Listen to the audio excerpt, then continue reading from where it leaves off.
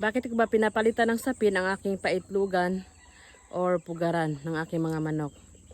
Kasi para hindi madaling masira. Kasi mga paitlugan namin is gawa sa dahon ng nyog.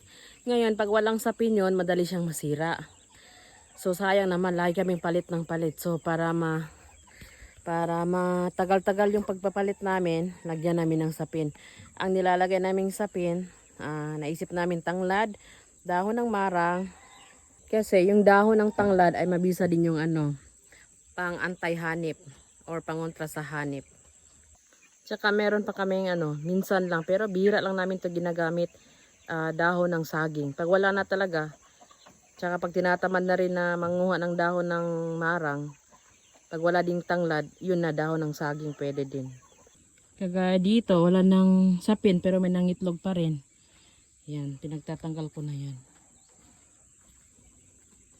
Ito isa naglilimlim.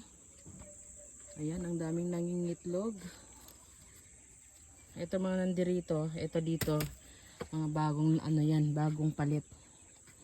Ito ang daming itlog. Siguro hindi lang ito isang inahin ang nangingitlog dito. Ang dami na. Ayan. Bago na yung sapi nila. Ayan. Dito yung pinalitan ko, isa lang. Ay, dalawa pala. Yan, at saka yung sa pinakalas. Kasi manipis na.